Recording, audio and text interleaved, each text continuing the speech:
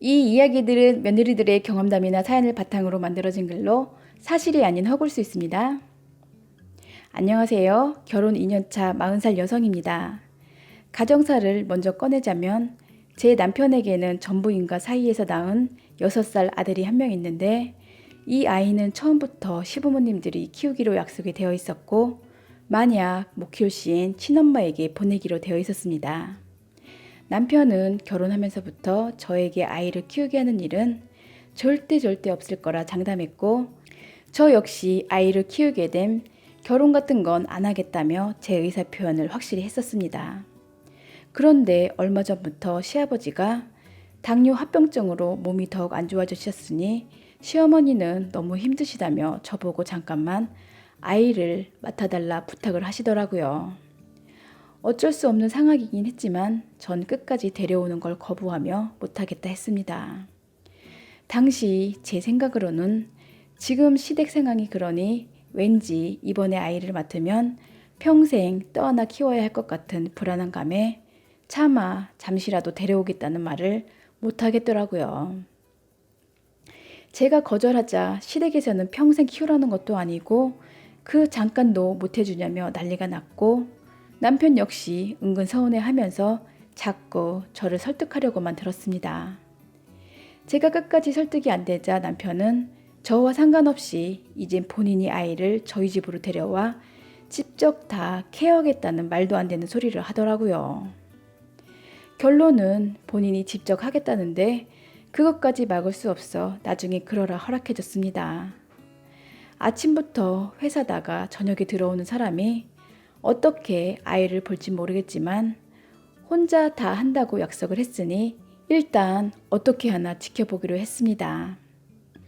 그러나 많은 사람들이 예상했던 것처럼 남편은 처음에 열심히 챙기는 척 하더니 나중엔 흐지부지 되면서 나몰라라 하며 저에게 모두 떠넘기더라고요. 그러나 여기까지는 남편을 사랑했었으니 이해할 수 있었습니다. 시댁 상황을 들어보니 더 좋아질 일은 없고 지금보다 더 악화되지 않고 그대로 유지되는 것 자체가 감사할 정도로 안 좋았다고 했습니다. 저는 갈수록 육아와 살림에 점점 힘들어했고 책임감이라고는 눈꼽만치도 없는 남편에게는 갈수록 실망스러웠을 뿐이네요. 2달 정도 아이를 데리고 있는 시간이 길어지기에 남편 보고 앞으로 아이는 어찌할 거냐 했더니 너무도 당당하면서도 뻔뻔스럽게도 이젠 어쩔 수 없이 우리가 아이를 키워야지 별 수 있겠냐 이러더라고요. 그래서 제가 아이 엄마가 아이를 키우고 싶다고 달라 했으니 차라리 그쪽에 데려다 주자 하니까 내 새끼 내가 키워야지 그 여자에게 왜 주냐 하면서 자꾸 쓸데없는 말 하지 말고 얌전히 애나 키우라고 하네요. 처음 약속과는 달리 너무도 당연한 듯 저리 말하니 전 너무 어처구니가 없었고 화가 나서 그날 밤 남편이라는 작자와 엄청 싸우고 잤습니다. 이렇게 가만히 있을 수 없어 다음날 아침 아이를 유치원에 보내고 말도 않고 무작정 시댁으로 찾아갔는데 제 눈앞에 도저히 믿지 못할 광경들이 펼쳐져 있었습니다. 시댁 마당엔 당뇨 합병증으로 발가락 3개가 썩어 문드러져 잘라냈다는 시아버지가 2달 새 발가락이 어디서 새로 생겨나서 발가락 사이까지 하나하나 씻고 있는 모습을 제 눈으로 직접 확인까지 했습니다. 그리고 저 올 때마다 나중네 하며 손가락 마디마디마저 싸고 있던 그 붕대들은 어디에 다 풀어놓은 건지 시부의 손가락도 팔모가지들도 아령까지 들 정도로 모두 건강하고 멀쩡했습니다. 저의 갑작스러운 방문에 놀란 두 시부모님들은 엄청 당황해 하시며 저보고 어쩐 일로 왔냐고 합니다.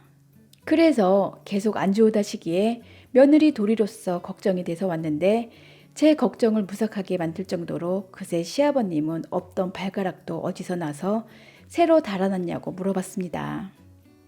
또 손가락마저 붕대로 감고 있더니 저 정도로 재생력이 좋아 멀쩡한 걸 보니 앞으로 저보다 더 오래 사실 듯해서 손주를 다시 데려가 키우라고 했습니다. 그랬더니 힘들다 데려오지 말라고 합니다. 본인들이 다 늙어서 이제 좀 쉬어야지 언제까지 손주를 키워야 하냐면서 저보고 이제 진짜 엄마이고 며느리 노릇 좀 제대로 해보랍니다. 제가 본인 자식이랑 결혼했으면 그 손자도 데려가 키우는 게 당연한 이치라며 지금처럼 내 새끼다 라고 생각하며 품어 키우라고 하시네요. 그리고 본인들이 한 거짓말이 민망했는지 묻지도 않았는데 이젠 진실을 슬슬 이야기합니다. 제가 끝까지 아이를 안 데려갈 것 같아 본인 아들까지 앞장세워 연극을 좀 했다고 하시네요. 그러시면서 불쌍한 본인 아들은 잘못이 하나도 없으니 너무 뭐라 그러지도 말고 나무라지도 말라고 합니다. 모두 본인들 잘못이니 저한테 용서를 빌라면 빌 거고 또 이 일로 본인 손주한테도 해코지하지 말아달라 부탁까지 하시네요. 그러시더니 제가 원하는 대로 다 해준다고 하시는데 너무 웃겼습니다. 도대체 가진 거라고는 다 쓰러져가는 시골집 하나 말고 쥐뿔도 없이 아들 부부에게 생활비 받아 사시는 불쌍한 노인네들이 제가 바란들 뭔들 해줄 수 있다고 그런 말을 하실까요? 그래서 지금 제게 해줄 수 있는 게 뭐냐 물어보니 제가 정 애 키우기 힘들 것 같으면 본인들이 우리 집으로 탁가해서 들어와 살림도 해주고 애도 봐주겠다 하시네요. 그럼 본인들한테 주던 용돈도 덜 줘도 되지 않겠냐 하시는데 정말 끝까지 양심이라고는 하나도 없는 주책바가지 노인네들이더라고요. 그래서 저한테 아무것도 안 해주셔도 되는데 갑자기 제가 정말 하고 싶은 게 하나 생겼는데 그걸 지금 당장 해도 되겠냐 물어봤더니 원하는 게 있으면 다 들어줄 테니 마음껏 하라고 하시네요. 그래서 시댁 마당에 기다란 작대기가 하나 보이기에 그거 들고 장독대에 가서 시어머니가 애지중지하던 50년 묵은 시간장 항아리와 함께 나머지 항아리 10개도 모두 아작이 나도록 다 깨버렸습니다. 시아버지는 어이없이 쳐다보시고 시어머니는 저 말리러 가까이 오시길래 그냥 그 앞에서 미친 듯이 허공에 대고 작대기를 막 휘둘렀습니다. 진짜 속마음은 허공이 아닌 저 노인네들에게 휘두르고 싶었지만 저런 파렴치하고 늙은 늙으렁이 같은 사람들 때문에 내 인생 망칠까봐 그 정도로만 양호하게 해줬습니다. 그리고 그 길로 어린이집 가서 아이 데려와 남편 회사에 데려다주고 그 앞에서 뺨 한 대 갈겨주며 이것으로 우리의 악연은 끝이라고 말해주고 둘 다 영원히 꺼지라고 해줬습니다. 죄 없는 아이한테까지 그러고 싶지 않았지만 일이 더러운 꼴까지 보여줘야지만 한 번에 끝날 것 같았거든요. 남편 포함 이 집의 족속들은 결코 사람이 아니란 생각밖에 안 들었습니다. 어찌 한 사람을 가지고 이렇게 바보 천치를 만드는지 결코 용서할 수가 없겠더라고요. 집에 와서 제가 사준 옷이랑 물품 다 빼고 남편 집만 한 보따리 딱 싸놨는데 결혼할 때 해온 것도 없지만 갈 때 역시 거지 새끼였습니다. 이 사실을 알기 전만 해도 그 사람과 나의 미래는 긍정적이라 생각하며 믿어 의심치 않았는데 이렇게 믿음과 신뢰가 깨져버리니 사랑이고 나발이고 이젠 사람으로조차 안 보이더라고요. 나도 너무 웃긴 건 사람 마음이 참 간사하다고 어제 생각과 오늘 생각이 이렇게 손바닥 뒤집듯 싹 뒤집히며 오늘은 그놈을 갈아 마셔도 시원치 않을 정도로 정이 뚝 떨어져 버리는 걸 보니 결코 진실된 사랑은 아니었나 봅니다. 저는 참 미련하게도 처음부터의 제 결혼은 가시밭길로 들어가는 지름길인 줄 알고 있었고 또 언젠가 분명 그 가시에 찔릴 줄도 알고 있었습니다.